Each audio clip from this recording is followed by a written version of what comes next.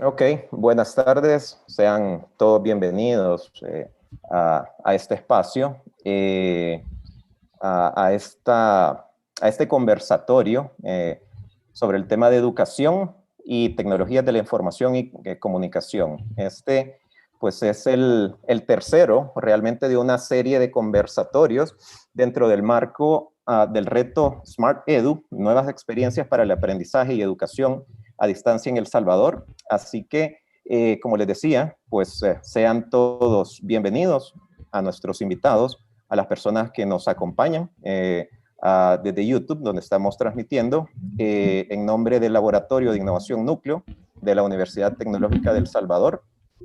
Pues esperamos este sea un tema de su interés y pues contar también con su participación. Mi nombre es Tony Carbonero y pues esta tarde tengo el gusto de ser el moderador de esta conversación, donde pues ya comentábamos es el tercero de una serie de conversatorios que venimos organizando en las últimas semanas, pues a raíz de esta necesidad o este contexto en el que entendemos que así como muchas cosas han cambiado, ¿verdad? A raíz de la pandemia, la educación también ha cambiado, se enfrenta a nuevos retos y por lo mismo pues tenemos que comenzar a pensar en soluciones a esos problemas o retos que está enfrentando la educación y poder participar, ¿no? Tanto especialistas como docentes, como alumnos, como emprendedores, en identificar cuáles pueden ser soluciones a ese reto, ¿no? Mencionar que este es un evento organizado por el Laboratorio Núcleo de la Universidad de UTEC en alianza con Glasswing International, BitLab y IDRC Canadá. Nos acompañan esta tarde 3 invitados especiales de gran trayectoria y experiencia tanto en el ámbito educativo como de tecnologías de información y comunicación, a quienes tengo el gusto de presentar. Así que, pues, para hablar un poco de ellos, ya nos van a contar también un poco más cada uno, darles la más cordial bienvenida a la doctora Yanira Ramírez, al ingeniero Rafael, conocido también como Lito Ibarra, y el ingeniero Virgilio Reyes. Tengan buenas tardes. Quiero comentarles sobre cada uno de nuestros invitados. La doctora Yanira Ramírez es directora de Metodología y Recursos en Dirección de Educación Virtual de la UTEC. Posee un doctorado en Investigación Educativa de la Universidad de Alicante en España y una maestría en Entornos Virtuales de la Universidad de Panamá. Se ha desempeñado en Psicología, con experiencia en el área clínica, laboral y educativa, tanto en el sector privado como público, y se ha enfocado en procesos psicológicos para lograr el bienestar personal y organizacional, donde el ser humano es el pilar fundamental en cualquier entorno. Asimismo, nos acompaña el ingeniero Rafael Ibarra, muy conocido también como Lito. Lito Ibarra es presidente, fundador y director ejecutivo de SBNet. Tiene grados en Ingeniería Eléctrica, licenciatura en Administración de Empresas y una maestría en Nuevas Tecnologías de Información y Comunicaciones.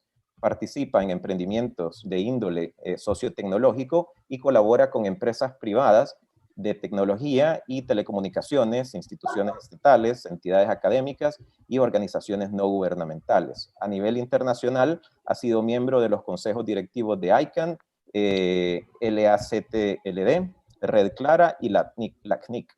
Juega un rol relevante en el desarrollo y difusión de Internet en Latinoamérica y el Caribe. Es promotor de sinergias en tecnologías para el desarrollo y también considerado el padre fundador del Internet en El Salvador.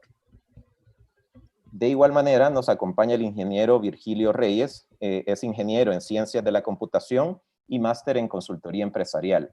Posee reconocimiento por parte del Ministerio de Economía a través de la Dirección de Innovación y Calidad. Ha tenido una participación destacada como consultor evaluador en la primera convocatoria del programa Innovatix 2. Es instructor también acreditado por parte de Festo Alemania en robótica y también posee un diplomado en e-learning realizado en Corea del Sur. Ha publicado artículos destacados como la nube y el cambio de paradigma en la gestión de las TIC y la generación Z e-learning. Doctora Ramírez, ingeniero Ibarra, ingeniero Reyes, tengan la más cordial bienvenida a este conversatorio. Gracias, buenas tardes. Buenas tardes. Gracias. Encantado de estar aquí. A ustedes por su tiempo y por su asistencia. Muchas gracias. Pues antes de iniciar esta primera parte del conversatorio, quisiera contarles un poco más de este tema que estamos abordando.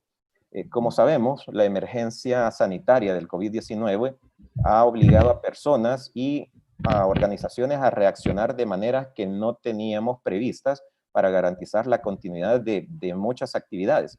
Necesitamos seguir produciendo, necesitamos seguir aprendiendo, necesitamos seguir conectando también, y el sector educación no ha sido la excepción. Las instituciones educativas se han visto necesitadas de transitar de una manera acelerada y a tiempo completo hacia la teleeducación o la educación a distancia, suponiendo una serie de retos tanto a docentes como estudiantes y a las instituciones mismas, ¿verdad? Por ejemplo, las instituciones y estudiantes no necesariamente estaban preparados de manera integral para este salto o estos retos que estamos viviendo en tanto a competencias para la enseñanza no presencial, en tema de contenidos, en tema de metodologías didácticas, de evaluaciones, en entender mejor el rol docente y estudiante en este nuevo contexto, así como importantes retos en cuanto a infraestructura, donde pues sabemos que la conectividad, la disponibilidad de dispositivos adecuados y condiciones de entorno óptimas para el aprendizaje son claves, ¿no? Para lograr una buena educación. Por otra parte, sabemos que las tecnologías de la información y comunicación están cambiando la manera no solamente cómo nos comunicamos, ¿no?, en el día a día y cómo consumimos, sino que también cómo aprendemos y cómo enseñamos. Están presentes ahí las TICs y por dicha razón tenemos aquí a nuestros invitados.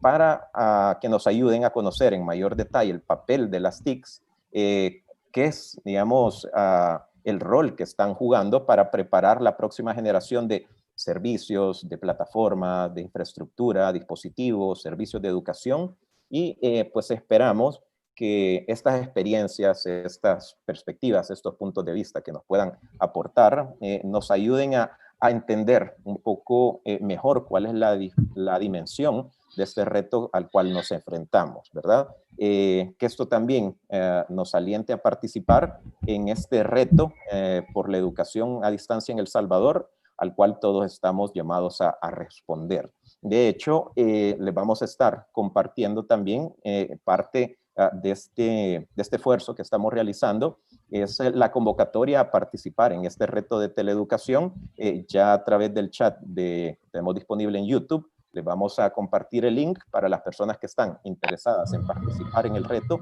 pues se vayan sumando. Entonces, pues este es el tema en el cual estamos abordando. Y mencionar que la sesión de hoy está dividida en 3 partes. Una primera parte donde cada uno de los invitados durante 3 minutos nos va a contar cuál es su experiencia en tema de educación y pues en el tema de las TICs también. Y una segunda parte donde vamos a tener un conversatorio con preguntas específicas y al final ya una tercera parte con preguntas del público. Entonces, pues a medida vayamos abordando los diferentes momentos, las diferentes preguntas, también invitamos a los asistentes a que nos vayan compartiendo sus preguntas, ya bien si sean preguntas generales o preguntas dirigidas a cada uno, a alguno de nuestros invitados, la vamos a abordar al final, así que en cualquier momento, pues la pueden ir haciendo. Esperamos que esto sea de su provecho. Entonces, comenzamos con las presentaciones, si les parece. Durante 3 minutos nos cuentan un poco y comenzamos con la doctora Ramírez, si gusta comentarnos sobre usted. Gracias, Tony. En primer lugar, muchas gracias por la invitación. Realmente es una oportunidad hoy por hoy, ¿verdad?, muy pertinente de hablar sobre estos temas, no tanto por lo que está pasando a nivel internacional de la pandemia, sino que realmente se ha vuelto una gran necesidad en cuestión de la tecnología como estrategia para la educación. Bueno, yo soy psicóloga de profesión en el área clínica. Sin embargo, con el tiempo me vine especializando en la área de educación. sobre todo en el manejo de los entornos virtuales, hoy por hoy, ¿verdad? Han tenido como un plus increíble en estos últimos tiempos. Me gusta mucho todo lo que se corresponde al área de proceso de educación, de aprendizaje, de los sistemas de evaluación, pero también estoy bien interesada en cómo la tecnología, sobre todo esta de última generación, ha venido abonando como una estrategia muy, muy aplicable para el área de la educación, que sin temor a equivocarme, creo que ha sido como una de las últimas que se ha venido a aliar con la tecnología. Probablemente por las mismas incidencias, ¿verdad?, que hemos tenido en años anteriores, desde la currícula, ¿verdad?, que más adelante creería yo que vamos a hablar sobre esto.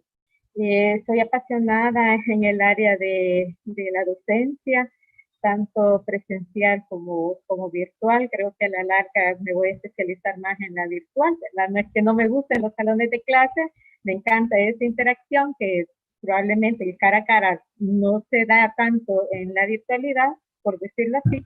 Sin embargo, con el tiempo he ido viendo los frutos que se dan con las personas que estudian en formato virtual y que a la larga se logran otro tipo de competencias que probablemente en la presencialidad no se da. Entonces, ver a un alumno o escuchar a un alumno que te diga, mire, qué buena estuvo la clase, ¿verdad? O qué interesante estuvo el tema que se aportó, o que me hable de otro profesor que le gustó y que es bien empático en su forma de enseñanza. Entonces, ¿cómo se rompe esa barrera, ¿verdad? En función de eso, y que el alumno pueda percibir realmente lo que es el profesor. Entonces, todas esas cosas, ese tipo de características son bien importantes para que realmente se dé con efectividad los procesos de aprendizaje. Pero básicamente, eso es lo que hago, ese es mi quehacer, ese es el día a día, investigar, ¿verdad?, sobre también el uso de las tecnologías, cómo pueden apropiarse para el área de educación, independientemente su grado, ¿verdad?, ya sea en básica o en educación superior.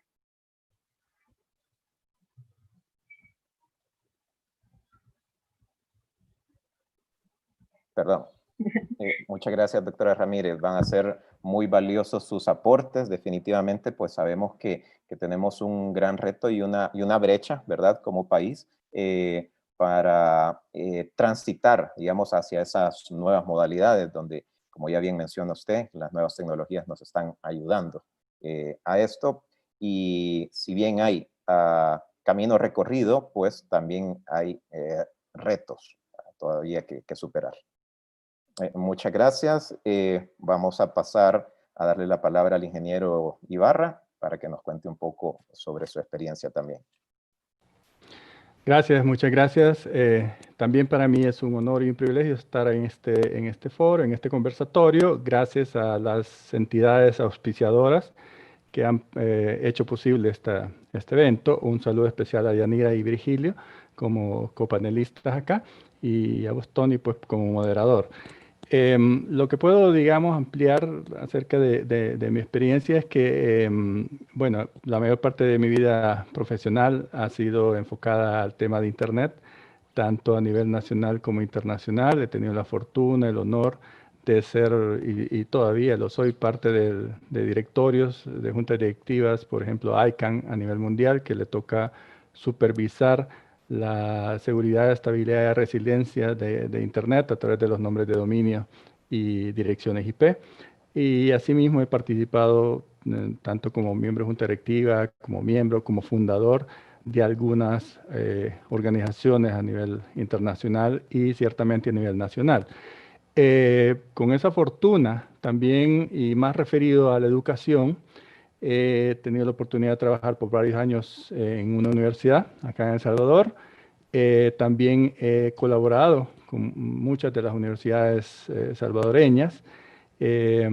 Soy fundador también de Raíces, la Red Avanzada de Investigación, Ciencia y Educación Salvadoreña, que también es parte de Red Clara, de la cual también tengo el honor de ser fundador, que es la Cooperación Latinoamericana de Redes Avanzadas. Este es digamos, el enfoque, la dedicación de las redes basadas en Internet, pero para el sector académico y científico de nivel superior, es decir, las universidades y centros de investigación a nivel mundial se conectan en lo que podríamos decir una internet paralela o intranet de academia y de investigación, y eso Red Clara y Raíces son parte de ella.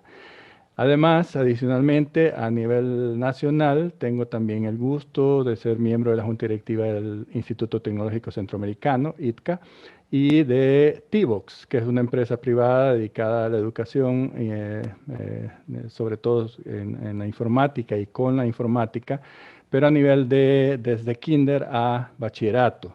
Entonces, digamos que desde esas perspectivas, tengo el gusto y el privilegio de poder observar los temas educativos y en su combinación con tecnología, digamos, con ese, afortunadamente, pues ese amplio espectro.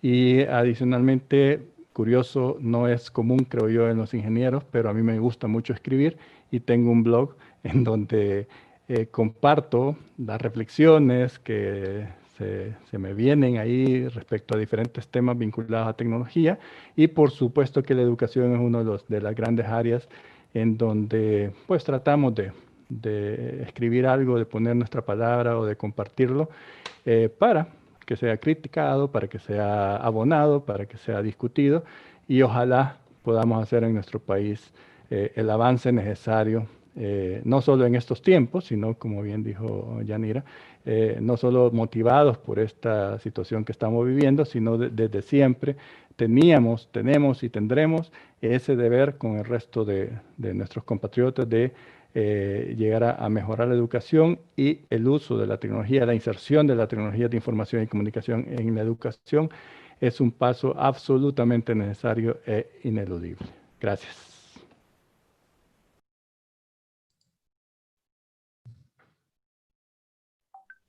Gracias, Lito, por estas palabras iniciales para conocerle un poco más. Pues sabemos, ¿no? Que también creo que es interesante mencionar que el Internet en sus orígenes, si no me equivoco, ¿verdad? Viene de este contexto educativo de las universidades, ¿verdad? Y pues creo que hay que tener eso bastante claro, presente, y pues usted ha estado presente pues prácticamente desde la fundación del Internet en El Salvador, y va a ser pues un gusto contar con sus experiencias de cómo ha evolucionado o está evolucionando el país, también cómo están presentes esas brechas y, digamos, tareas, ¿no? Pendientes, ¿no? Que tenemos como país por cumplir en este ámbito. Así que, pues, muchas gracias también. Y ahora, pues, nos va a compartir el ingeniero Virgilio Reyes, de igual manera, sobre su experiencia y en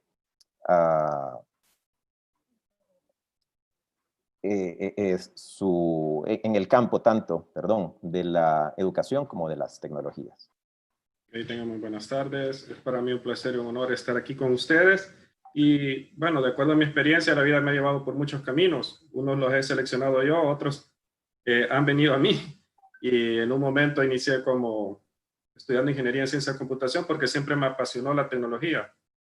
Comencé en eléctrica, hoy que lo mencionó usted, ingeniero Ibarra, pero de ahí me pasé a computación. Después decidí estudiar una maestría en el área de administración de empresas, porque muchas veces los ingenieros cojeamos, nos forman solo en aspectos muy técnicos, pero en nada que ver con gestión del talento humano, gestión de las finanzas, marketing y sobre todo un tema que me apasiona bastante, que es la planificación estratégica, en cómo yo conecto cualquier proceso en ingeniería con los objetivos de negocio. Entonces, poder hablar en esos ambos mundos es lo que buscaba yo. Y gracias a Dios fue una buena decisión. Y eso me ha llevado también a trabajar como consultor en diferentes organizaciones o también instituciones de gobierno y también estudios. Por ejemplo, en el 2008 tuve la oportunidad de ir a Corea del Sur a estudiar sobre e-learning. Eso era un tema que aquí en El Salvador no se conocía mucho, pero a mí yo quedé impactado en ver cómo en Corea ellos, las universidades o los colegios, aparte de crear sus propios videos o recursos audiovisuales de enseñanza, también nos vendían a otros países de la zona, pero tenían equipos multidisciplinarios para poder crear contenidos audiovisuales. No solamente es que decir que el profesor va a crear el video, sino que había psicólogos, diseñadores gráficos, editores de videos, pedagogos, andragogos y todo un set también de herramientas tecnológicas para poder crearlo y a mí me impresionó. Claro, cuando regresé, eso no era todavía viable aquí en el país, pero traje la semilla y empecé también a crear yo mis propios videotutoriales. Tengo un canal en YouTube desde el 2013, creo yo, en donde empecé subiendo videos de ingeniería. Pero después ya empecé a subir videos sobre clases de maestrías que doy y vi el impacto que puede tener cuando uno crea un contenido audiovisual, que es algo como a mí me hubiera gustado que me enseñaran. Por ejemplo, muchas veces nos enseñaban a programar, pero el profesor en la pizarra llegaba con el plumón, entonces tú no vas a ver algo interactivo ahí.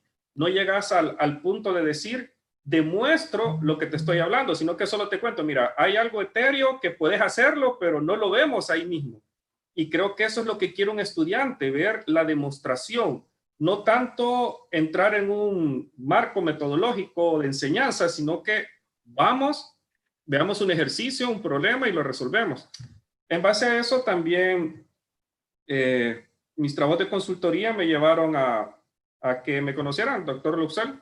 Ya tengo un año, 8 meses de estar en la universidad con el cargo y el objetivo que tenía el doctor Lousel para la Universidad Tecnológica es hacer un proceso de transformación digital en diferentes proyectos.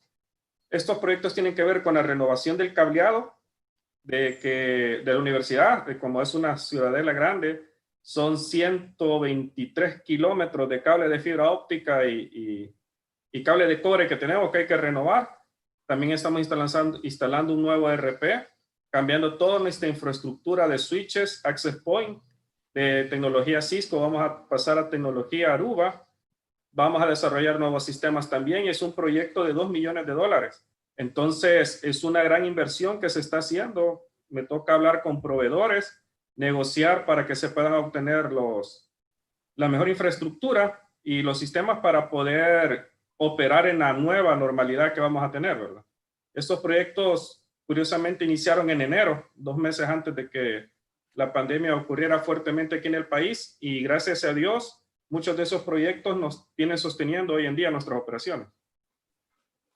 Excelente, muchas gracias, ingeniero Reyes. Muy interesante experiencia y creo que nos cuenta, digamos, cuando habla de la transformación digital, pues obviamente entender que es un proceso, que estos cambios de un modo, ¿no?, de hacer las cosas, en este caso de educación, a un nuevo modo, llevan como ciertos pasos, ciertos cambios o transformaciones que tienen que haber. Y ya como menciona, pues en este ejemplo, creo que nos podemos dar una idea en términos de infraestructura, el volumen, si ya nos dio ciertos datos para la universidad, nos ponemos a pensar a nivel de país cuántos kilómetros, ¿verdad?, de cable necesitamos, cuántos equipos, conexiones, si queremos pues resolver el tema de la educación en el país. Lo ha dicho, el problema que hemos venido a identificar,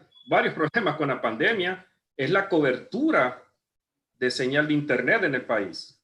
Y eso, como lo vamos a hablar más adelante de todos los panelistas, es muy importante que tanto el gobierno, a través de la CIGET, como los proveedores de servicio de internet, se defina cómo vamos a ampliar esa cobertura para poder llegar a más personas, porque hay muchas zonas del país en el que tú no puedes tener una señal de internet estable para poder acceder a estos conocimientos que se quiere transmitir a través de las academias.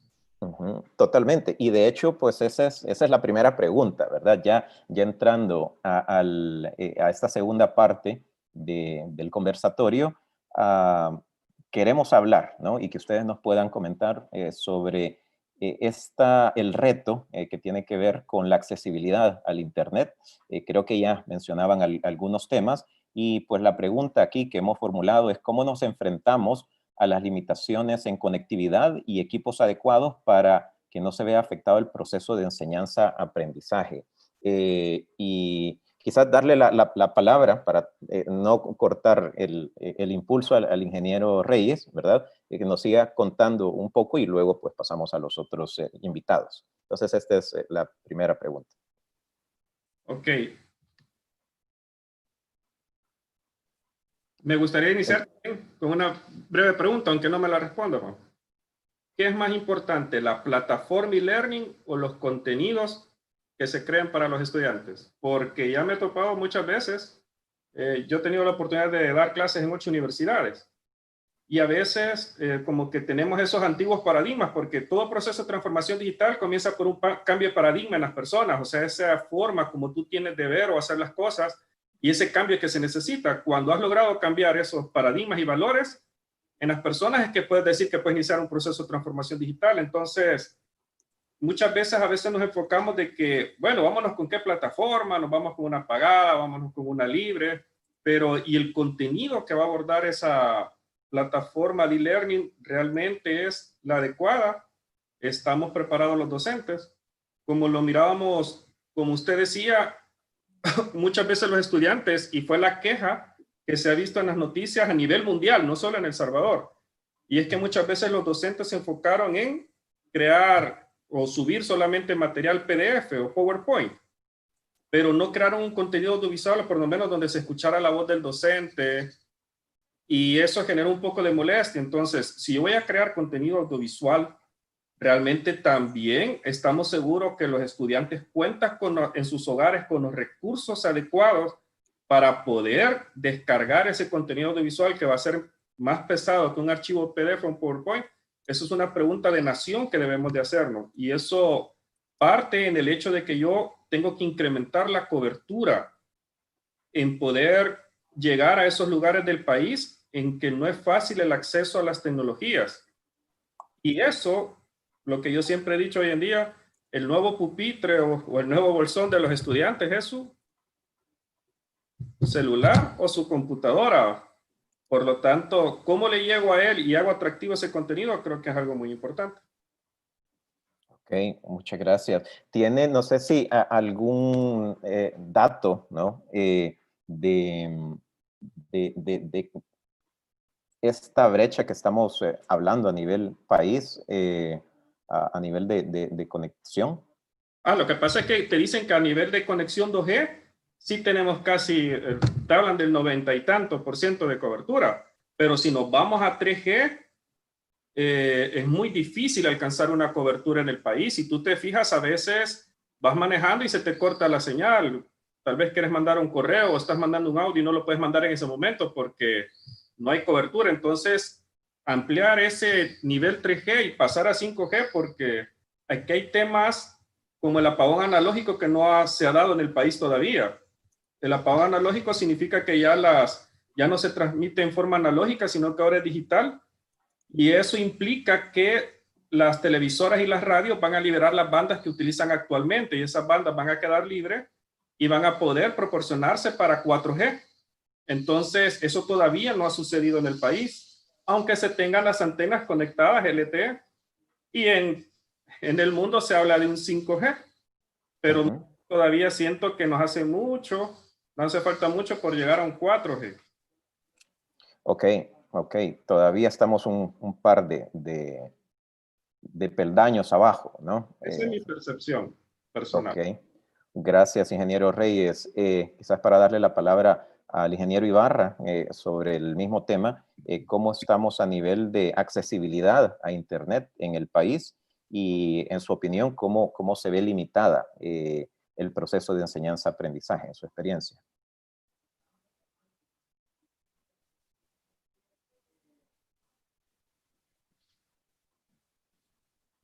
Si puede encender el micrófono. Ibarra, su micrófono. Hola, hola. Sí. Ahora sí lo escuchamos. Me desconecté un rato. Sí, se desconectó un rato. Sí, Ajá. ¿quién sigue? ¿Tú? ¿Usted? Usted, sí, bueno. decía la pregunta. Gracias. Por eso preferí preguntar para no entorpecer ahí si estaba pasando algo. Bueno, gracias. Respecto a esta pregunta, realmente hay varios componentes en realidad, y aquí sí voy a citar un poco de historia, porque debemos lamentar, aunque claro, no debemos llorar sobre la leche derramada, pero simplemente como referencia, fue en 1998, coincidentemente, que además de que fundamos Infocentros, la Asociación Infocentros, que fue gracias a la cual llegó Internet al resto del país, al abrir un infocentro en cada ciudad importante o más relevante pues, de cada país. Luego vino el advenimiento de los cibercafés, gracias a crear esa masa crítica que ya sabía que era Internet y cómo se podía usar. Y eso, digamos, ayudó a la propagación y a la conectividad del resto del país. Infocentro costeó los primeros enlaces al interior del país. Pero también, coincidentemente, en ese mismo año 1998 y más particularmente 2000, se creó la primera Política Nacional de Informática. Era el Consejo Nacional de Informática o el Comité Nacional de Informática bajo el CONACYT, que yo tuve el gusto de estar ahí, presidirlo. Creamos esta Política Nacional de Informática donde se incluían estos temas como acceso, siempre ha sido una de las prioridades en general en cualquier política pública, en cualquier agenda digital. El acceso generalizado, el acceso público, la accesibilidad en todo el país, sea cada país el que sea, es una de las prioridades o suele ser una de las prioridades. Aquí, como digo, a pesar de que lo habíamos vislumbrado desde el año 98, 2000, o sea, hace más de 20 años, lamentablemente no hicimos nada como país a nivel política pública. Esa Política Nacional de Informática, por ejemplo, solo fue aprobada por la Junta Directiva del CONACYT, pero no pasó a su instancia donde dependía en ese entonces, que era el Ministerio de Economía. Ni siquiera llegó ahí. Y así después hubo otros intentos, como la Agenda Digital de e-País, que se entregó, pues, porque yo la entregué, tuve el honor también de entregarla al presidente de ese entonces, que era el presidente Saca, pero igualmente no se hizo mayor cosa. En ese entonces teníamos oportunidades de oro porque había mucha cooperación extranjera, digamos la cooperación japonesa, por ejemplo, nos ayudó a realizar un estudio de factibilidad de gobierno electrónico. Y así pues, lo que quiero decir es que desde hace años tenemos, vamos a decirlo así, claros, aunque puedan haber errores, puedan ser cosas que se puedan mejorar, pero vamos a decir que teníamos claro el tema de promover la accesibilidad general en el país, máxime en un país como el nuestro, que es relativamente, bueno, sin duda es pequeño, pues, y es fácilmente cubrible, digamos, desde el punto de vista de tecnologías, y cada vez hay más desarrollo que lo hace todavía más fácil. Entonces, pero obviamente, y aquí es importante la otra parte de la pregunta, no solo es accesibilidad, sino también equipos adecuados y agreguémosle lo que llamamos cultura digital, que es básicamente también lo que Virgilio estaba diciendo sobre esa familiaridad o ese conocimiento de la población en general con las tecnologías de información y comunicación. Respecto a los equipos, hay que decir que es importante que lleguemos a tener como aspiración equipos, computadoras, laptops y a lo más tablets, digamos. Para efectos de educación me estoy refiriendo. Pues el teléfono está bien, pero no es el dispositivo que más apoya la educación, por el tamaño, por la versatilidad. Es importante poder contar con computadores, con laptops en el mejor de los casos, para que los estudiantes realmente puedan aprovechar, puedan sacar parte de las ventajas que seguramente vamos a ver más adelante en este conversatorio, como son el fomento de la colaboración, la cooperación, trabajo en equipo, etcétera, etcétera, que también puede ser promovido a través de las tecnologías de información y comunicación. Pero insisto, los dispositivos a los que debemos aspirar son estos, los computadores, pues con mayor potencia, con mayor tamaño, si queremos, para realmente lograr el mejor resultado de aprendizaje.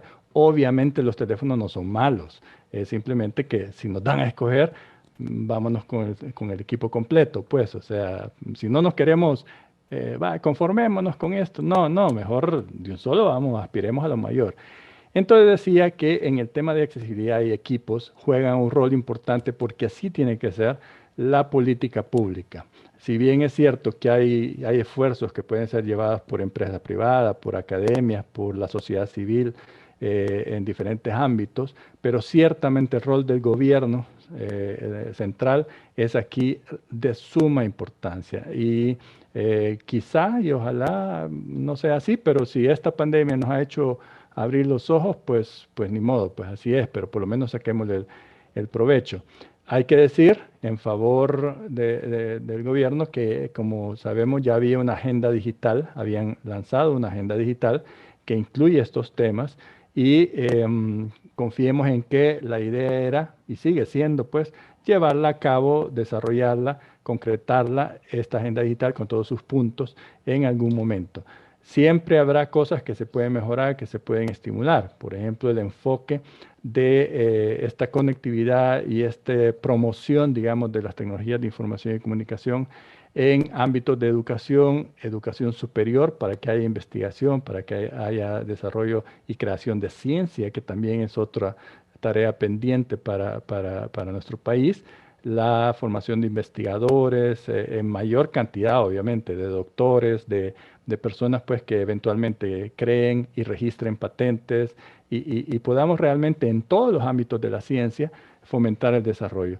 Entonces, en estos temas, lo que quiero yo asentar, y creo que todavía tengo tiempito, es el tema de la política pública. Yo creo que es importante ese rol, que todos acompañemos, sí, es verdad, pero tiene que haber en este caso particular de accesibilidad, porque la mayor parte de salvadoreños pues estudian en el sistema público y es importante que desde pequeños, en la medida posible, vayamos inculcando este tema de cultura digital que hemos dicho y esa familiaridad con la tecnología. Y esto supone que esa educación, esa formación, esa accesibilidad y esos equipos sean orientados a tareas productivas, a tareas, digamos, que podríamos decir los adultos mayores, podríamos llamar que rindan, pues, que no sean de juego, que no sean perder el tiempo, digamos así, en la trivialidad de las redes sociales o así.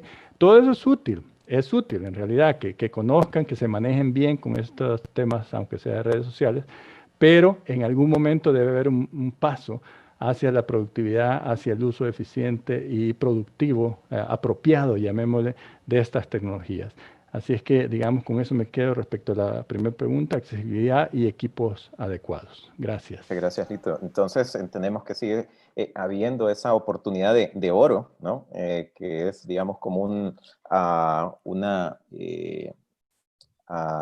una necesidad, pues, que todavía se viene acarreando, ¿verdad? Desde hace algunos años. Ok, muchas gracias por su intervención. Darle la palabra a la doctora Yanira, y quizás pues nos pueda contar también, digamos, cuáles son las limitaciones de la accesibilidad de Internet, pero también desde el proceso, ¿verdad?, de enseñanza-aprendizaje, cómo esto afecta al alumno, cómo afecta al docente, esta limitación que podemos tener de acceso a infraestructura o a equipos. Bien, gracias. Bien, realmente pienso que en la unión está la fuerza, es decir, que debemos de unir todo tipo de recursos que se pueden tener a la disposición para que realmente el proceso de enseñanza-aprendizaje no se vea afectado.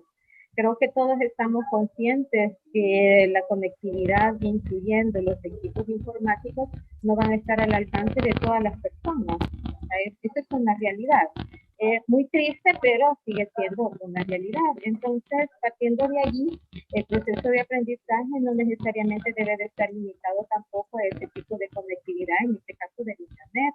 Entonces, la unión de las fuerzas, bueno, ¿cuál podría ser? Porque el Ministerio de Educación tuvo a bien hacerlo de esa manera, ya hoy de último, al darse cuenta que no todos los profesores tenían Internet en sus casas, no tenían computadoras, o si tenían computadoras en las escuelas que estaban almacenadas en una bodega, ¿verdad? Tristemente arruinando. Entonces, partiendo de allí, se pueden utilizar otro tipo de elementos, la televisión seguirá siendo también para un proceso de aprendizaje, la radio también seguirá siendo un proceso. Entonces, yo creo que al unir todo este tipo de elementos, se puede dar un muy buen resultado porque extendemos el abanico para todas aquellas personas que realmente ese tipo de conectividad no está al alcance de sus manos o el tipo de recursos que tienen tampoco. Yo también estoy consciente de que llegar al Internet del objeto, eso también nos va a costar un poco, ¿verdad? Yo estaba leyendo recientemente en el otro lado del mundo un invento de una sombrilla, yo creo que ustedes ya la conocen, ¿verdad? Que esta sombrilla lo que hace es que, bueno, me tapa del sol, ¿verdad? Sin embargo, también recoge la energía solar y tiene un dispositivo para, valga la redundancia, para poner un dispositivo y conectar, ya sea para mi celular o para otro tipo de acción en cuanto a la utilización de ese recurso. Entonces, claro, en otros países probablemente ese tipo de tecnología está mucho más avanzado que en la nuestra, pero eso no quita que, así como dijo el ingeniero Ibarra, hacer ese tipo de investigación, eso tiene que ser algo permanente, ¿verdad? Algo permanente, ver cómo se siente la persona ante un proceso de aprendizaje que no sea cara a cara, cómo se siente, cómo le gustaría que realmente fueran ese tipo de recursos, cómo aprende un graduado virtual, cómo logró graduarse, cómo aprendió, ¿verdad? Si bien es cierto, en el caso de la universidad ya tenemos más de 10 años de impartir las carreras virtuales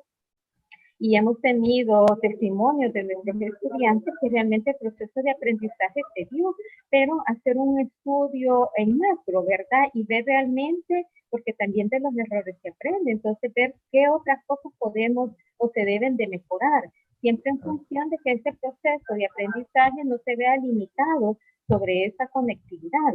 Las clases, por ejemplo, por medio de videos son muy buenas, eso es cierto, hay que tener ahí un contenerista para que ayude también en el desarrollo de esos temas, pero también las clases solamente con audio, el alumno lo que quiere es saber que al otro lado de la computadora o de su celular no está un robot, ¿verdad? Por decirlo así, sino que está una persona con calidad humana, que es empática y que está haciendo lo mejor para que esta persona, este alumno, realmente logre ese proceso de aprendizaje. Entonces, quizás en conclusión, es empezar a unir, Tony, esas fuerzas que cada uno de los elementos tiene, el internet, los equipos informáticos, una laptop, el celular, la televisión, la radio, sin embargo, hasta una guía manuscrita, ¿verdad? No un libro texto, sino que una guía bien desarrollada, manuscrita, todo eso puede ayudar y abonar, siempre y cuando todas tengan, obviamente, el mismo fin a seguir, ¿verdad? Que sería ese exclusivamente el poder lograr ese aprendizaje en cada uno de los estudiantes. Ok, muchas gracias. Entonces, si digamos, la invitación puede ser quizás a pensar en estas modalidades mixtas, ¿no? Entendiendo pues el rol que puede tener los medios tradicionales, entiendo. Ok, ahí tenemos un gran potencial también quizás de creatividad, no sé, ¿verdad? Además de la investigación, como ya han mencionado, que es sumamente valiosa, cómo pues somos creativos con los recursos, probablemente, ¿verdad? Exactamente. Bueno, muchas gracias, doctora Ramírez. Vamos a pasar a la segunda pregunta. Esta tiene que ver con las nuevas habilidades, ¿verdad? Y entender cómo aprovechamos las tecnologías digitales para apalancar la educación del siglo XXI, nuevos modos de aprender más experienciales, más colaborativos, ¿verdad? Y también entender probablemente que estas nuevas habilidades digitales también van a formar parte o deben comenzar a formar parte de la currícula, ¿no? Pues para abordar esta pregunta, quizás vamos en el orden inverso y comenzamos pues siempre con la doctora Ramírez, que nos pueda comentar, ¿no? ¿Cuál es su opinión, ¿verdad? ¿Cómo debemos ayudar a desarrollar estas habilidades?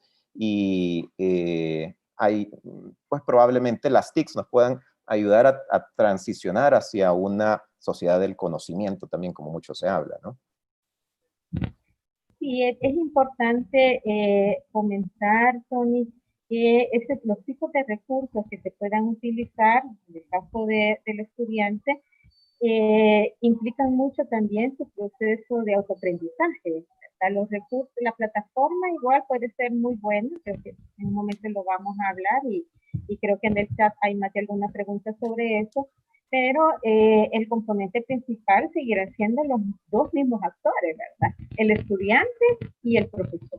El profesor con la habilidad y las competencias que debe de tener para transmitir en una forma no presencial, no es la misma competencia que un profesor tiene para transmitir sus clases en modalidad presencial. Son dos mundos diferentes, ¿verdad? Entonces, la parte de la capacitación para en el caso de los profesores es vital y constante, ¿verdad? Porque parece que la tecnología, pues, no es algo estático, ¿verdad?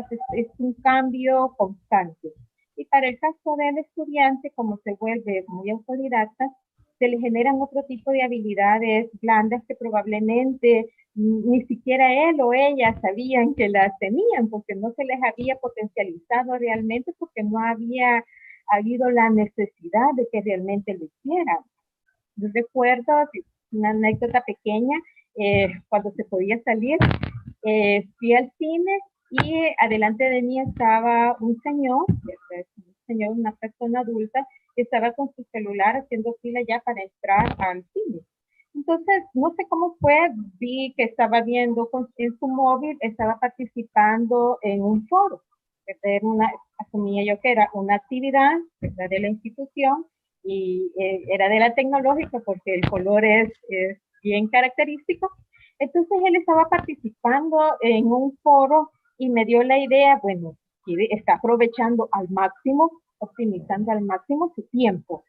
Sí, se va a divertir, pero antes de divertirse tiene que cumplir. Entonces él estaba cumpliendo una tarea, ¿verdad? Por eso le decía yo, Tony, que se le generan otro tipo de habilidades, ¿verdad?, no exploradas hasta por ellos mismos. Entonces, este tipo de competencias, ya si lo vuelvo al área laboral, también van a ser sumamente importantes. El poder reconstruir su tiempo en función de otras actividades que él tiene, el liderazgo, el trabajo en equipo, que el ingeniero Ibarra lo mencionó, son habilidades que nunca van a pasar de moda, ¿verdad? Y que toda empresa probablemente las necesite hoy en día. Entonces, ese tipo de competencias y ese tipo de habilidades son las que de una u otra manera van generándose y pueden ser esas habilidades que se van a transferir partiendo de esos entornos virtuales, ¿verdad? También el trabajo en equipo ayuda mucho hoy en día, ¿verdad? Debe de ser un equipo multidisciplinario en donde también pueden ejercer otro tipo de opiniones para poder albergar ideas o cambios estructurales, ¿verdad? Dependiendo en qué trabajo o qué asignación estén ejerciendo. Entonces yo siento que la sociedad hoy en día necesita personas así, personas muy creativas, personas con mayores habilidades blandas, ¿verdad? Para poder enfrentarse realmente a un mundo real que estamos hoy en día. Muchas gracias, doctora Ramírez, por sus aportes. Vamos a darle la palabra al ingeniero Ibarra y quizás también, ¿no? Pues nos pueda comentar cómo ayudamos a desarrollar estas habilidades digitales no solo en los estudiantes, sino que en la población. Creo que ya mencionaba también cómo en los adultos mayores o en adultos o adultos mayores, cómo pues promovemos esta alfabetización, y si nos puede compartir también algunas experiencias que usted ha tenido en este campo. Gracias. Respecto a habilidades y competencias que son necesarias para, digamos, lidiar o para trabajar efectivamente con las tecnologías de información y comunicación en el campo de la educación, es importante recordar que la formación docente, y en este caso la transformación docente, va a ser algo sumamente importante. Hay que replantearse las habilidades, las competencias, las técnicas con las que un docente prepara hoy en día su clase. Los que han tenido oportunidad de dar clases presencial y en línea, creo que no me dejarán mentir, que es mucho más difícil preparar una clase que se va a dar en línea, o se va a dejar grabada, o se va a dejar subida ahí, que la típica clase presencial. Hay que buscar más recursos y sobre todo, y aquí viene el kit del asunto, creo yo, es que los docentes puedan sacar el mayor provecho a esta versatilidad tan grande y flexibilidad tan grande que nos traen las tecnologías de información y comunicación.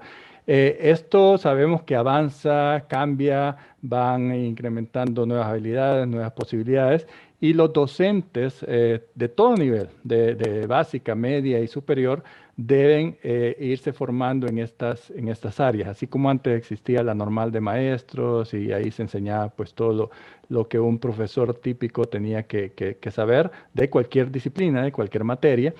Lo mismo va a suceder o debe suceder acá. Esta pandemia, lamentablemente, como hemos ya comentado varias veces, nos agarró en curva. No habíamos terminado, la mayoría de centros educativos, por no decir todos, no habíamos terminado la formación de los docentes en esta área. Y ha tocado, al mejor entender de cada uno de los docentes con su experiencia, con su aprendizaje, en algunos casos recién, ahorita han aprendido a utilizar plataformas de educación en línea, plataformas LMS, de Learning Management Systems. Hasta ahora las han tenido que aprender a manejar, o estos sistemas de videoconferencia, de conferencia grupal, de trabajo en grupo, etcétera, etcétera. Han tenido que poco a poco y a la brava, como decimos aquí, ir aprendiendo y desafiando estos retos. Eso no debe ser. Debe haber un programa normalizado, un programa desarrollado con ciencia por las autoridades de educación, típicamente, para formar a los docentes en este tema. Y que sea estimulado este aprendizaje por parte de los docentes para que sean más efectivos a la hora de dar clases. Estamos visualizando un mundo en el que la intervención de las tecnologías va a ser importante, no la única, y primero Dios, pues también volvamos pronto a cara a cara a las actividades presenciales en las escuelas, en los colegios, en los centros educativos, pero es seguro que no vamos a dejar esta parte de lado. La vamos a ir combinando, la vamos a ir mezclando, porque sí, como seres humanos necesitamos ese contacto personal cara a cara, pero ya sabemos que ya sea porque se da una emergencia como esta o porque queremos hacerlo así y optimizarlo, dar esta posibilidad. Ahora, aquí hay temas nuevos, temas novedosos, por ejemplo, y que sirven, valga la redundancia, para sugerencia del certamen que se está haciendo ahí, que se va a desarrollar, para ideas innovadoras. Por ejemplo, ¿cómo resolvemos la experiencia de laboratorio de los muchachos, de los educandos? Es decir, si enseñamos química, a lo mejor hacemos experimentos, si enseñamos biología, a lo mejor vemos un animalito, pobrecito, pero así nos enseñaban, ¿verdad? Antes. Así otras prácticas, ya no se diga en temas como, qué sé yo, mecánica, eléctrica, a lo mejor hay una práctica que debe hacerse. Entonces, aquí pensamos en simuladores, hablando de tecnologías de información y comunicación, pero vamos más allá. Decíamos que la tecnología se desarrolla día a día. Pensemos en realidad virtual, realidad aumentada, temas que quizás hasta ahora nos han servido de atracción, nos han servido de, qué bonito ponerse las gafas y experimentar como que sí es realidad la cosa y tal. Pues eso se puede, de hecho ya se usa pues en educación, pero digo, usarlo más enfáticamente, más sistemáticamente, más adecuadamente en educación para tratar de solventar el tema de la práctica, el tema de ir a simular, pues como digo, los laboratorios o hacer un símil de laboratorios. Al fin y al cabo, en la vida real, los científicos también simulan. No es porque no tengan los equipos, no es porque no tengan ahí a disposición los temas, y estoy hablando de un ambiente normal, no de pandemia, pero usan simuladores porque puede ser más barato, porque puede ser menos peligroso, porque puede ser, digamos, más conveniente para sus experimentos y su investigación. Eso ya tenemos que irlo introduciendo también en nuestro sistema educativo y para ello necesitamos, volviendo a la pregunta, desarrollar estas habilidades y estas competencias en los docentes para que los estudiantes también las adquieran.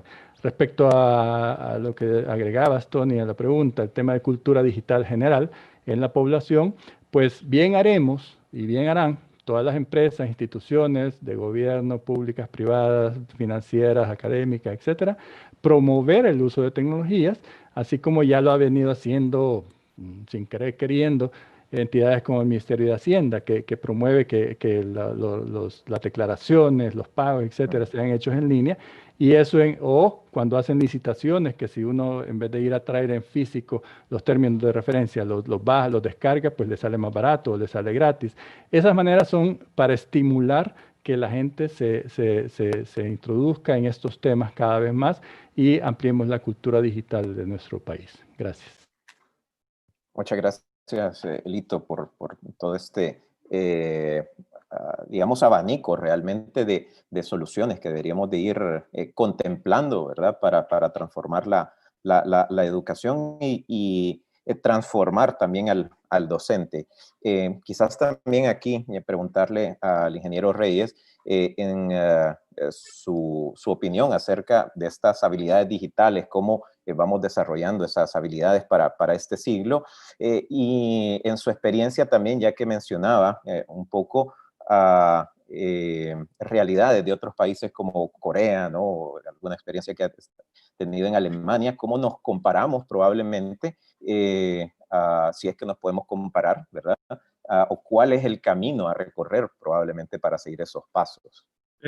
Ya que mencionaste Alemania, yo estuve ahí también estudiando cosas sobre coaching y gestión del talento humano y Alfred Adler, la psicología individual.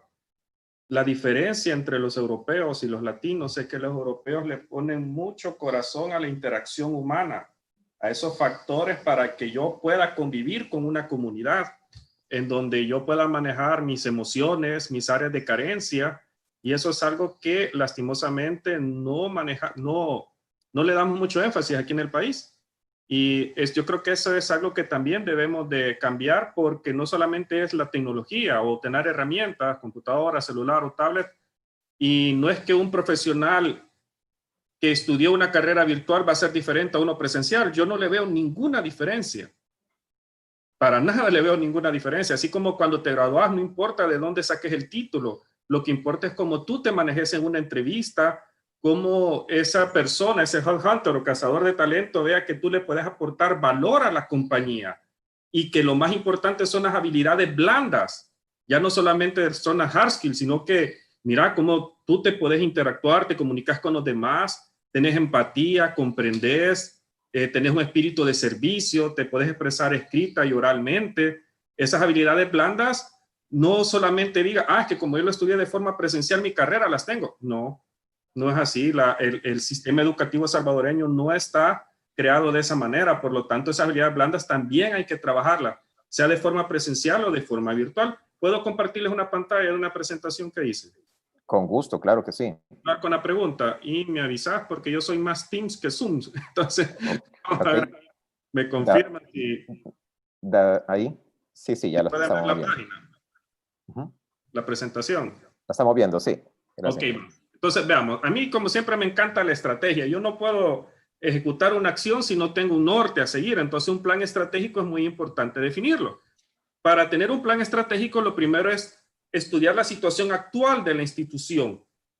Tanto, muchas veces se dice hay que aplicar un FODA, pero también hay que aplicar tecnologías como PESTEL porque tengo que saber el entorno político, económico, social y tecnológico para analizar tanto el mercado o lo externo a la institución como un análisis interno. Entonces, analizo ese estado actual y defino el alcance de ese servicio educativo que yo quiero dar. Porque no es lo mismo enseñar a través de una plataforma virtual que de forma presencial, porque yo como docente, yo puedo estar ante un aula y estar leyendo el lenguaje corporal de mis estudiantes y saber si el mensaje les está llegando. Pero en una videoconferencia, por ejemplo, yo solamente los veo a ustedes, pero no sé, primero no sé la cantidad de personas que nos están escuchando, no sé quiénes son. ¿Cómo yo puedo entonces saber que mi mensaje está llegando? ¿Cómo puedo darme cuenta de que no estoy aburriendo a la audiencia? Yo estoy cumpliendo con mi objetivo. Entonces, es muy importante tener claro esta definición del servicio educativo que yo quiero brindar. Cuando utilizas estas primeras dos etapas, puedes diseñar un plan estratégico para poder alcanzar esos objetivos. Y con eso también debes de definir herramientas de ciberseguridad, que es algo que no siempre se toma en cuenta en las instituciones. Si bien es cierto, las instituciones le dan músculo a los servidores para decir, mira, vamos a comprar más servidores y para tener tantas aulas virtuales, ok, pero muchas veces descuidamos la seguridad y sabemos que hoy en día a las instituciones las atacan de donde sean y alguien puede pensar, pero ¿por qué me van a atacar a mí? Es que ya hay organizaciones o grupos de personas en el mundo que están auditando toda la red para ver qué sistemas son vulnerables y obtener información. Se lo digo porque yo le he tenido que vivir con los servicios. Entonces, he tenido que irme a firewall de última generación. Si tú te vas al cuadrante de Gartner, ahí te dice que es un palo alto, pues un palo alto, pero no solamente basta con adquirir el hardware, sino que también definir las políticas de control para que estos aspectos de seguridad, de logueo, no lleguen hasta las aulas virtuales y se pierde información que es muy importante. Entonces, ese es un aspecto que hay que invertirlo y las instituciones de educación deben de tenerlo presente, que la ciberseguridad es muy importante y que la inversión vale la pena. Entonces, cuando tú creas tu plan estratégico y defines tus estrategias de ciberseguridad, entonces hoy sí, ejecutas la estrategia en una plataforma de educación en línea, como puede ser Moodle, puede ser Blackboard, y creas los contenidos, capacitas a los docentes para que puedan crear ese contenido con herramientas sencillas, porque es que no necesitan tener o no van a tener un estudio de grabación en su casa o oficina, pero tú los puedes crear para que den los primeros pasos para crear ese contenido educativo que es muy importante. Cuando tú ejecutas la estrategia, el siguiente paso es medirla y tienes que medir esos KPIs, no solamente por el tiempo que está conectado el docente en la plataforma, decir, ah, pasó 40 minutos conectado, pues sí, pero tal vez no estaba haciendo otras cosas. Esos KPIs es muy importante definirlos porque te van a permitir saber a ti si estás alcanzando tus objetivos. Y con eso incrementas tu valor de mercado como institución y sobre todo ayudas a los objetivos de desarrollo sostenible que tanto se buscan para el 2030. Entonces, las lecciones magistrales ya se acabaron, mis estimados. Ya hoy en día tampoco hay que irse a los extremos en decir, bueno, de lo presencial hoy todo va a ser 100% virtual. No, para mí los extremos siempre no son buenos. Es de encontrar un punto intermedio, un balanceo. Entonces, porque los cambios vienen rápido. Hay muchos educadores a los que los agarró la brecha, así como estaban diciendo mis dos compañeros anteriores. La pandemia nos vino a agarrar desprevenidos y empezamos a movernos entre el pantano y a querer salir para poder brindar un mayor servicio. Y en eso entró la brecha digital y la brecha generacional. Pero yo no me excuso en una brecha generacional porque para mí la brecha digital es más de actitud que de edad. Si tú realmente tienes actitud para evolucionar junto con la sociedad y todos los hechos que conllevan, realmente un docente que ya tenga, ¿qué? 60, 70 años, puede todo ese conocimiento acumulado rico que tiene compartirlo a través de un acompañamiento en las nuevas herramientas de contenidos audiovisuales. Y esto, mis estimados, como les decía yo, hay que hacer cambios de paradigmas. Y debe haber una simbiosis entre gestión, tecnología, academia, industria y gobierno para poder definir políticas que nos permitan crecer como país y tener una transformación digital de personas, de procesos y evolucionar hacia modelos educativos que nos permitan ser competitivos con el mundo, que ya no solo exportemos fuerza, músculo, sino que exportemos también conocimientos, servicios. Y eso me va a permitir a mí cambiar estos paradigmas. Y se lo digo porque constantemente cuando hago algún proceso de transformación, esos cambios de paradigma son los primeros baches que uno encuentra. Y es muy importante, tanto a nivel de docentes, de Ministerio de Educación, como de estudiantes también, poder tener una disciplina en estos entornos virtuales, porque ahora la educación virtual no es solamente decir, como muchas instituciones quieren hacerlo, que quieren amarrar la clase virtual al mismo horario de la clase presencial. Es que ese no es el concepto de e-learning. El concepto de e-learning es que tú te puedes conectar, que eres flexible en el tiempo para conectarte y aprender a tu ritmo. Y es lo mismo con los exámenes. Los estamos queriendo amarrar a una hora específica para hacer un examen, cuando no es así. Entonces, cuando logras cambiar esos procesos educativos, tú realmente hoy sí estás entendiendo a esta generación que le estás enseñando que son 100% nativos digitales. Por ejemplo, como la generación Z y hoy que viene la generación Touch. Yo no puedo enseñar o crear un servicio educativo si no entiendo el lenguaje y el entorno en donde se mueven estos estudiantes. Cuando he logrado hacer todo esto, mi estimado, sí realmente puedo decir que soy una institución de enseñanza que entiende el camino a seguir en el entorno de estos estudiantes y las demandas que buscan ellos y también los empleadores, ¿verdad? Pero como les digo, yo no me voy a un extremo a decir solamente o es presencial o en virtual. Yo me voy por un híbrido y sobre todo veo cómo gestiono ese talento, esas emociones en mis estudiantes para aumentar las habilidades blandas. Solamente. Excelente. Creo que lo haces tú, ¿verdad? ¿O yo? Ahí puede, sí. Muchas Ya, gracias, ingeniero, muy ilustrador, de verdad, y también creo que nos deja una ruta, probablemente algunos pues han tomado nota, ¿no?, sobre esto definitivamente, así que muchas gracias por compartirnos esa visión y la experiencia también de cómo pues podemos ver esta oportunidad de transformación. Tenemos todavía una pregunta, tenemos varias preguntas también de parte del público que ya pues realmente les quiero ir compartiendo, y vamos a hacer una última ronda pues para tener sus opiniones acerca de pues qué es lo que necesitamos cambiar en su opinión, ¿verdad? Creo que han hablado varias cosas, pero digamos en síntesis, ¿qué es lo que necesitamos cambiar a nivel país para dar ese salto y para democratizar la educación? Hacemos lo mismo, ¿verdad? Vamos en el sentido opuesto, entonces comenzamos nuevamente con el ingeniero Reyes. ¿Me escuchan, verdad? Sí. Siento que hay que revisar los contenidos que enseñamos. Ya hablamos de crear contenidos audiovisuales, pero ¿y esos contenidos actuales realmente las mallas curriculares están adaptadas a estos tiempos, o todavía tengo mallas curriculares en donde tradicionalmente cuando creo un nuevo programa de estudio me voy a las materias que yo vi hace 20 o 25 años que yo estudié eso en la universidad? Entonces, por ejemplo, a nivel de ingeniería, yo nunca, y también lo sabe el ingeniero Ibarra, dependiendo de dónde vas a trabajar, así es el conocimiento. Por ejemplo, yo nunca he utilizado un integral triple para mi trabajo. Pero muchas veces a los estudiantes se les enseña las matemáticas y físicas en solamente aprender a resolver la ecuación, pero no la aplicas a la resolución de un problema. Entonces, el estudiante se frustra porque te dicen, tenés que entender cómo obtener la ecuación. No, eso era de antes. Es mejor, yo te doy este martillo y te voy a enseñar a construir una pequeña choza que te va a proteger de la lluvia. Lo mismo debe de ser con los conocimientos.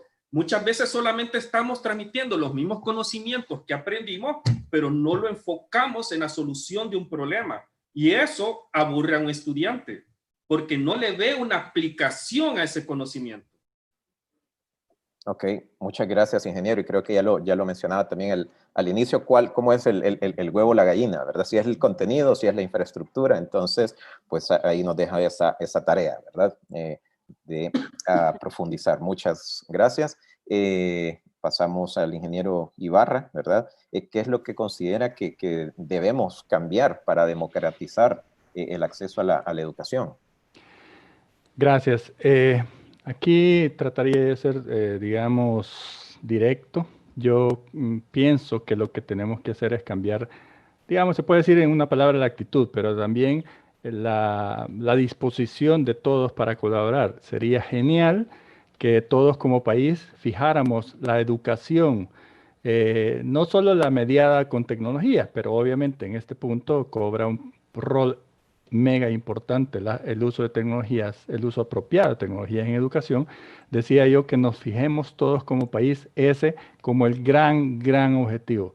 La educación se dice por todos lados, se dice como lema político, se dice como lema de todos lados. La educación es la solución, la educación es la base de todo, y es verdad. Una educación transformada, una educación diferente. No solo, como bien decía Virgilio, en cuanto a contenidos, sino objetivos, metas, qué es lo que queremos formar.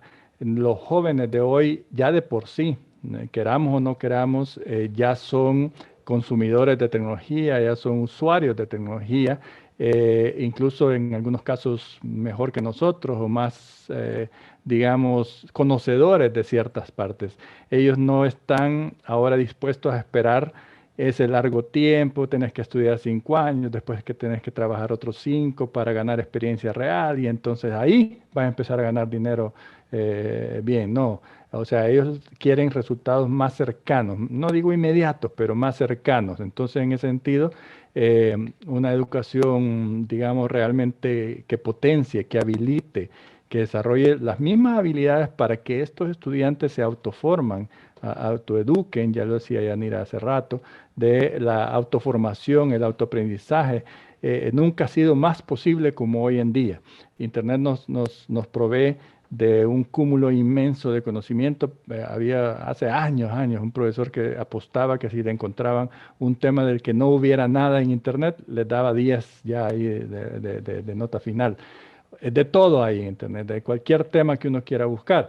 Entonces, no digo que todo sea fiable, no digo que todo sea veraz, pero al mismo tiempo, dentro de las habilidades esas blandas, hay que seguir enseñando la capacidad analítica, la capacidad crítica, que también, by the way, a propósito, se va perdiendo a veces en nuestros jóvenes por ese zapping que hacen y ya consumir noticias cortas, ya no les agrada leer largos textos porque se aburren.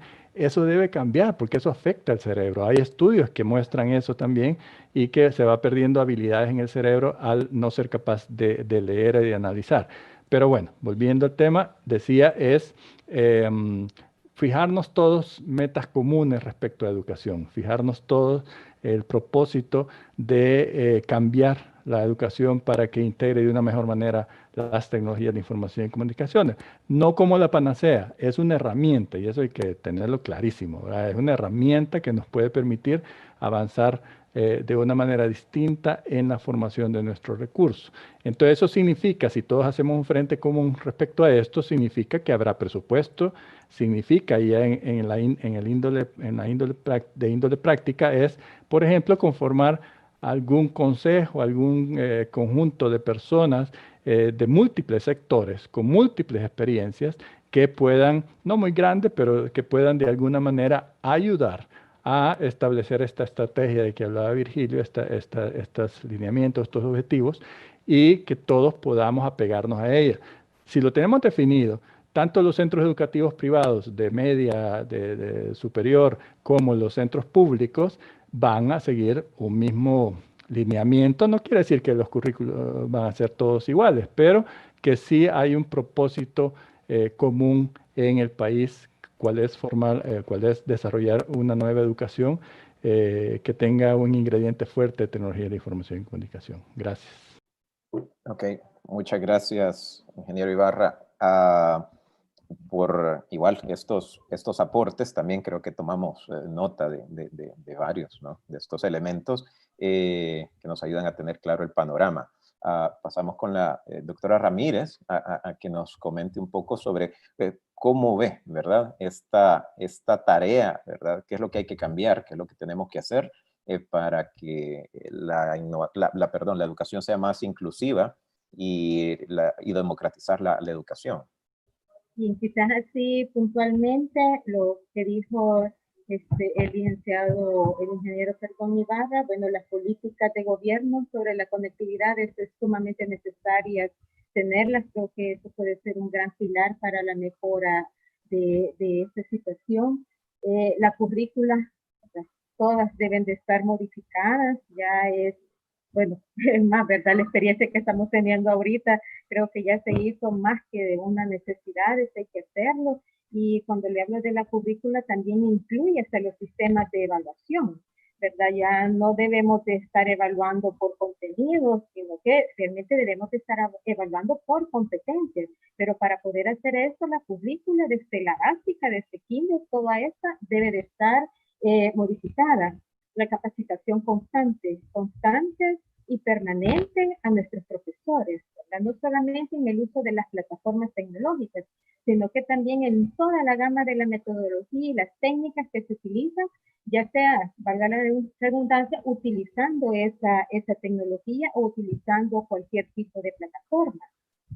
La Universidad Tecnológica tiene una alianza, una cooperación conjunta con la Universidad Cibernética de Corea, y ellos lo que más le apuntan es exclusivamente a eso, ¿verdad? La capacitación constante. Es más, los profesores de ellos, de esta universidad coreana, han capacitado a nuestros profesores, ¿verdad? Entonces fue un cambio bien radical. Entonces esto debe de ser multiplicado también igual a los centros de estudio. En el caso de las plataformas tecnológicas, bueno, en el caso también de la universidad, hicimos un cambio para este ciclo, para el ciclo 2. Vamos a trabajar en las carreras virtuales con la plataforma de Blackboard Ultra, que al mismo tiempo el profesor tiene que hacer uso sobre esta plataforma. Entonces, todos esos cambios que probablemente para muchos van a ser muy radicales, ¿verdad? Pero son sumamente necesarios. No solamente hoy por el estado de emergencia nacional o internacional, sino que creo que ya perdimos demasiado tiempo, por decirlo así, ¿verdad?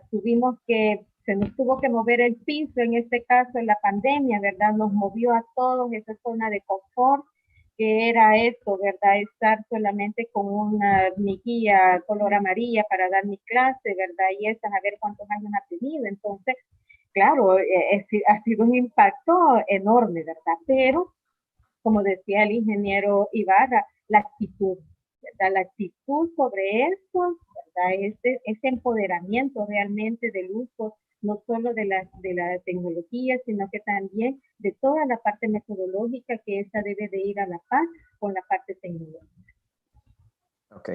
Muchas gracias, doctora Ramírez, también. Y agradecer a los tres, realmente a nuestros tres invitados por sus aportes en este conversatorio, en estas preguntas, y dar paso a los comentarios y preguntas de la audiencia. Realmente hay temas bien interesantes y dedicarle estos últimos 15 minutos del conversatorio de hoy a ver esto.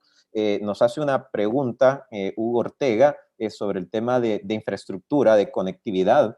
Dice, ¿cuál es la realidad del 5G en El Salvador? Y quizás preguntar, no solamente del 5G, ya decía el ingeniero Virgilio, sobre quizás que ni 4G, ¿verdad? Hemos llegado. No sé si ingeniero quiere responder a esta pregunta o alguien más de nuestros invitados. No sé, ingeniero Ibarra, si quiera agregar esa pregunta, le llama la atención o la contesto yo.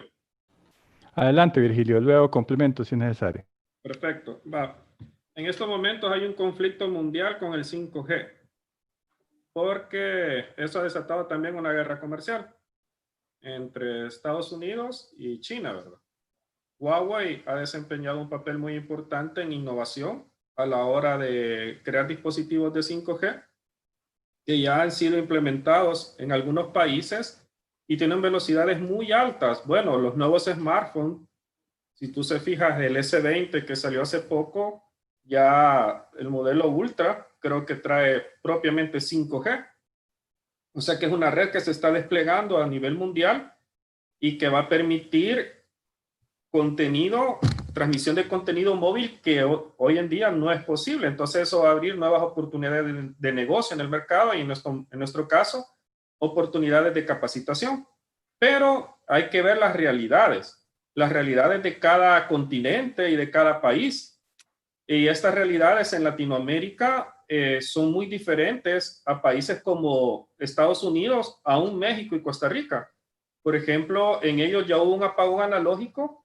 Y también puedes ver temas que aquí no han venido al país, como la fintech, que son las financieras tecnológicas, que en México, en Argentina, una financiera tecnológica tiene por objetivo el tema de inclusión financiera, porque tradicionalmente los bancos excluyen a un sector de la población que no tiene un récord crediticio y no les es atractivo para brindarles servicios financieros, pero eso excluye a las personas también para un desarrollo. Entonces las financieras tecnológicas vienen y toman este segmento de mercado y le dan oportunidades para que se incluyan en servicios financieros como ahorro, crédito o préstamos y permita a las personas poder alcanzar un nivel de vida diferente y oportunidades de desarrollo, tanto en emprendimiento como en educación, al nivel que tienen de exclusión. Pero eso aquí en el país tampoco no ha venido. En México se creó el año pasado hasta una ley fintech. Lo mismo es con las generaciones de telefonía móvil, ¿verdad?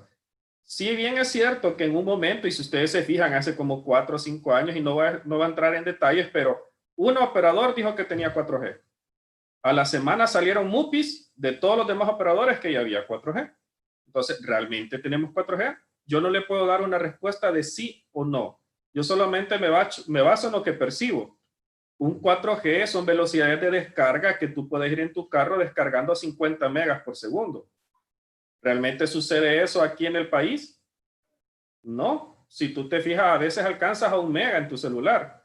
Así que, si bien es cierto, las proveedores de servicio de Internet han hecho un esfuerzo financiero y muchos de ellos ya están cambiando sus antenas, pero si te fijas en tu celular, no te dice LTE Advanced cuando estás conectado. ¿Qué te dice todavía? HSPD1, no me acuerdo cuál es el protocolo de 3G más. Entonces, eso te indica a nivel técnico que todavía estamos en un 3G.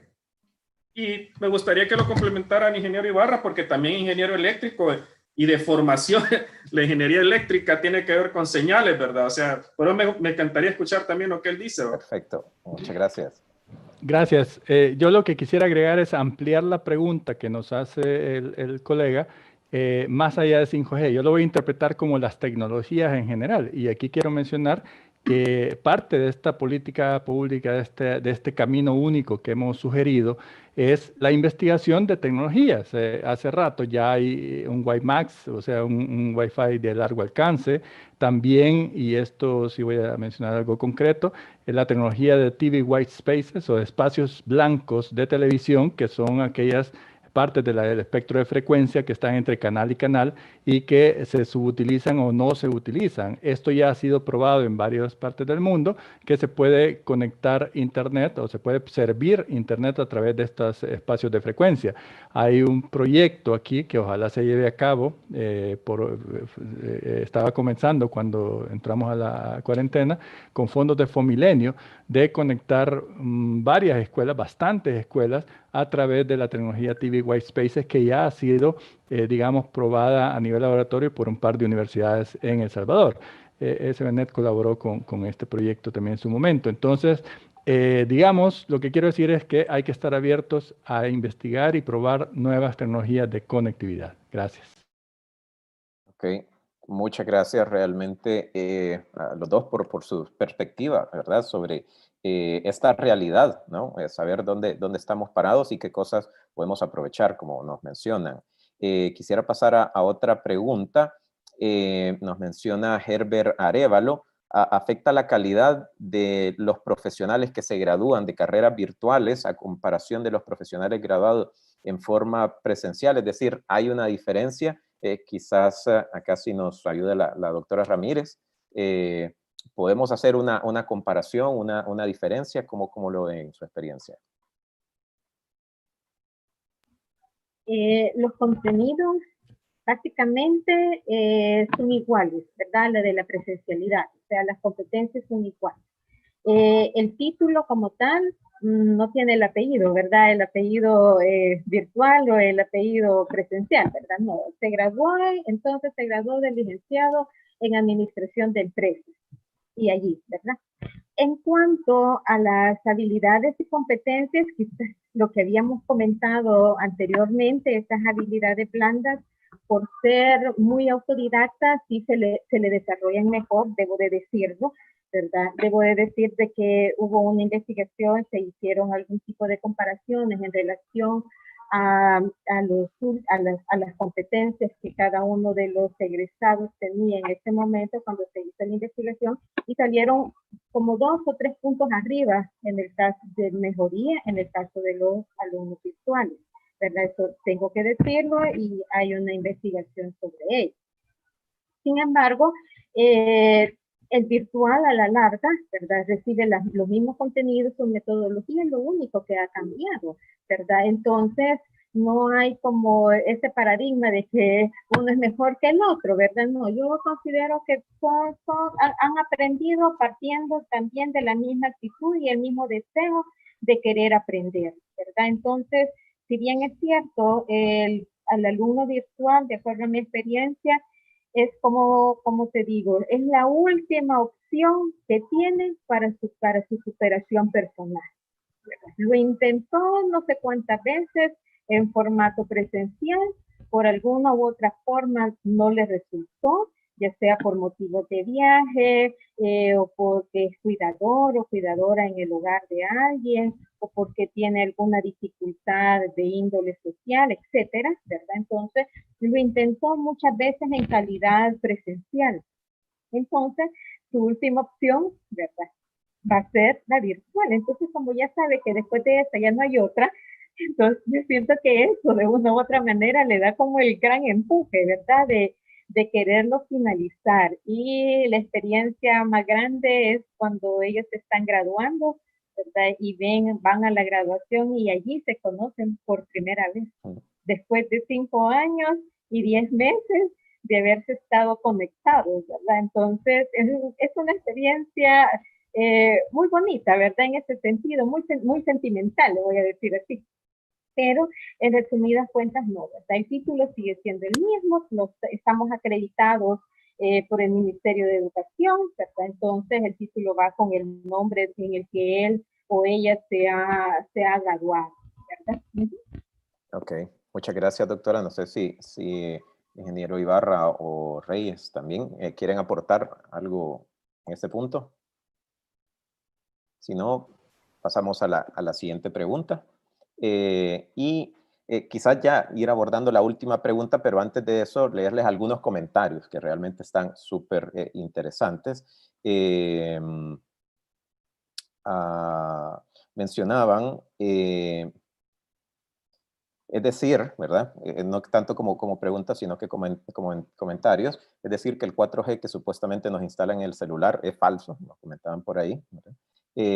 Hacían otro comentario también: la educación salvadoreña tendrá que ser influenciada por la política pública para que se implemente el cambio de actitud de la sociedad salvadoreña, pues destacan eso y la formación docente.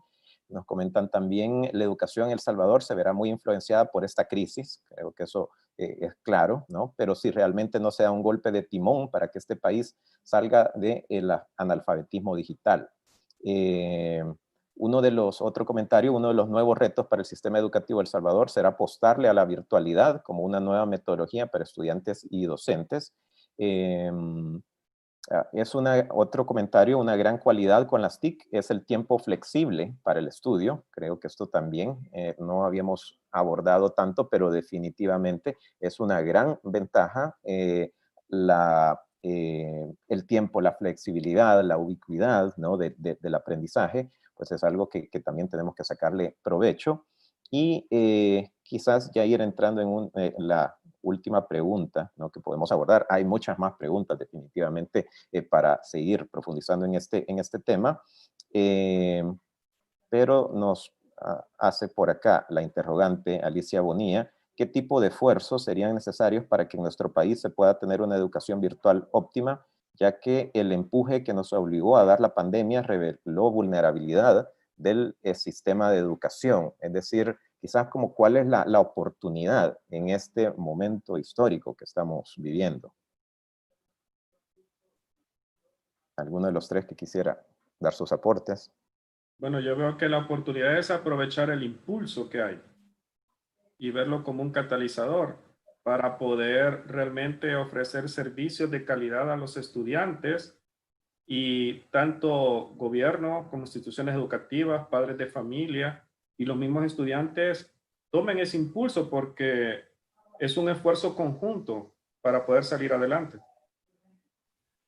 Muchas gracias, ingeniero Reyes. Sí. Doctora Ramírez. Gracias, quizás abonando un poco más, hay un término que se conoce como la resiliencia, que es la capacidad, ¿verdad?, que tiene el ser humano de sobresalir ante algún tipo de situaciones, ya sea traumáticas o difíciles en la vida.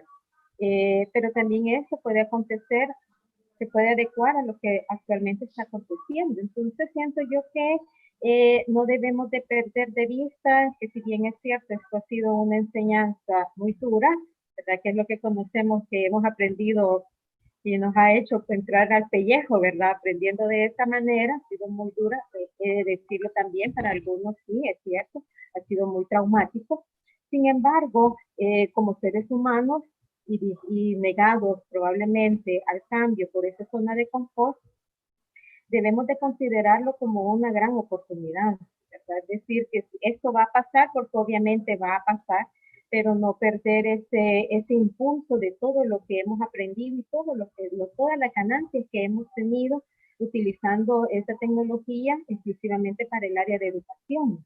Perder de vista eso es como cerrar los ojos, ¿verdad?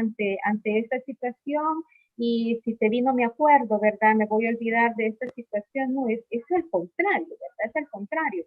Debo de retomar esto como un gran impulsor que me sirva de motor realmente para seguir adelante, no solamente para las personas, sino que obviamente para las mismas instituciones educativas, ya sea públicas o privadas, de básica o universitaria, independientemente, ¿verdad? De ellos. Porque a la larga, ¿verdad? Lo que se ha venido a quedar acá no ha sido esta enfermedad, sino que la disposición a cambiar, ¿verdad? A cambiar sobre las formas actuales de poder educarse, ¿verdad? De poder aprender y obviamente de poder enseñar. Muchas gracias, doctora. Y para darle la palabra también al ingeniero Ibarra, ¿cuál es la oportunidad que ve en este momento?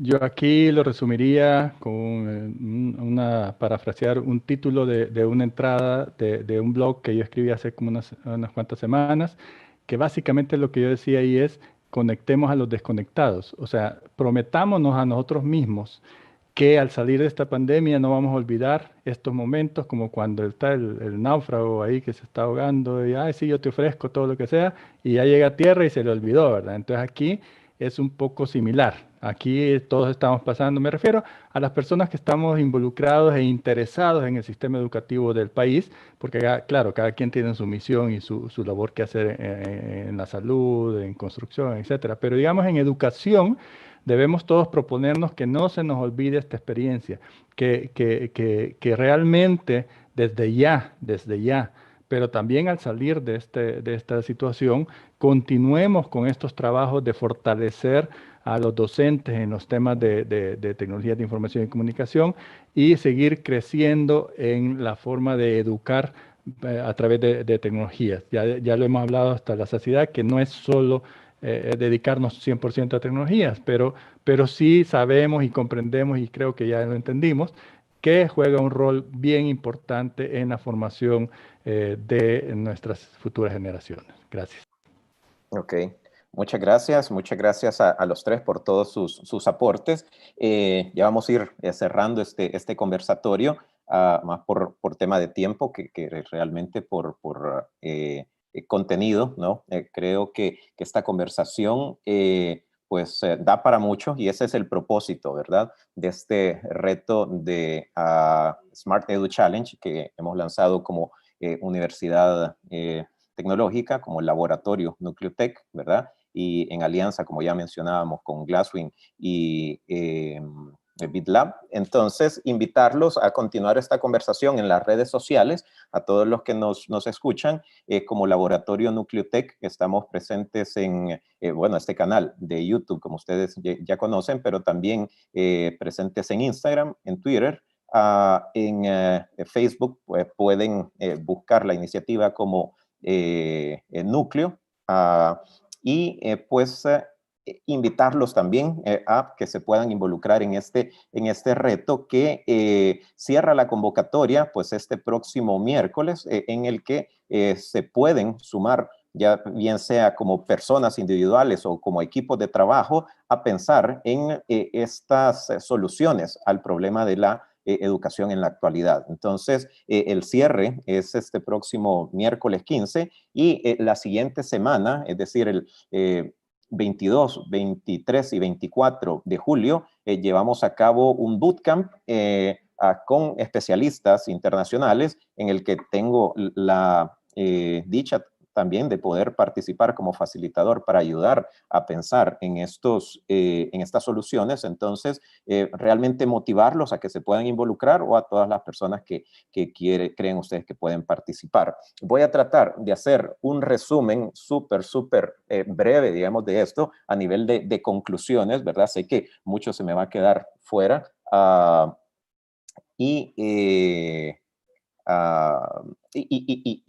y darle seguimiento, como le decía, a esta conversación.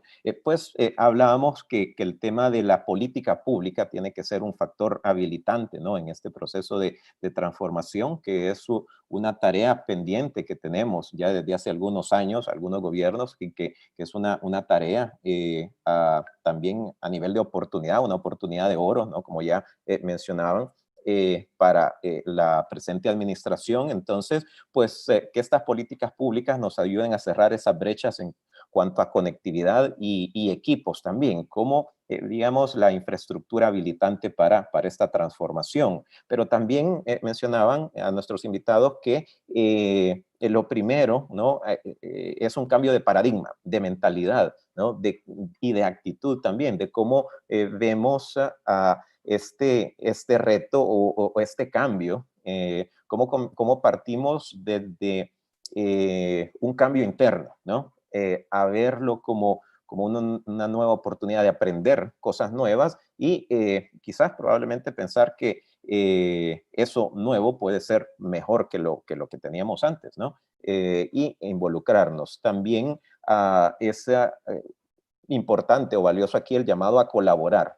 Mencionaron, ¿no? Ya la unión hace la fuerza y pues siendo un país con las condiciones que tenemos en términos de tamaño, de extensión, pues esto debería ser una ventaja, ¿no?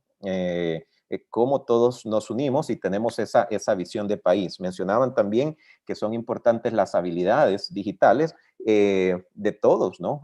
De la población, no solamente de las nuevas generaciones, sino que adultos mayores y a nivel de las instituciones, pues hablar de esta transformación docente, no solamente de la transformación digital, sino que la transformación del personal docente y pues la transformación también, pues muchos hacían el llamado a la transformación de la currícula, ¿verdad? Ya nos comentaban también sobre pues cómo ir aterrizando algunas a nivel de instituciones educativas un plan de estrategia educativa, ¿no? Y cómo no solamente crear las condiciones, la estrategia, sino que también medir, ¿verdad? Esto es sumamente importante, aprovechar las tecnologías que nos permiten eso, recolectar datos, medir, ajustar, aprender. De hecho, esta es parte de la filosofía Lean también, ¿verdad? De cómo impulsamos la mejora continua a través del aprendizaje. Entender que hay que ese cambio de paradigma también es, digamos, que se acabaron las clases o las lecciones magistrales y pasar un poco más a esa relación también más cercana, a pesar de la distancia entre el docente o quien genera contenidos y quien los recibe y que esto se puede aplicar de muchas maneras. Y quizás para finalizar también, ya como mencionaban, pues algunos temas de tecnologías que quizás el 5G no necesariamente es la panacea, sabemos que pues obviamente el mundo va hacia allá, pero que hay otras tecnologías que existen, que ya están probadas, que pueden aportar y quizás que pues es un tema, como bien dijeron muchas veces, de creatividad y de tener una visión colectiva. Entonces, pues esto, digamos, a manera de conclusión, como les menciono, probablemente hay cosas que se me quedaron fuera, pero pues la invitación es a continuar esta conversación. Ya, digamos, en los últimos segundos que nos quedan, pues darle la oportunidad a nuestros invitados de un mensaje o una invitación final. Si gusta, doctora Reyes, después, perdón, doctora Ramírez, después doctor Reyes y ingeniero Ibarra.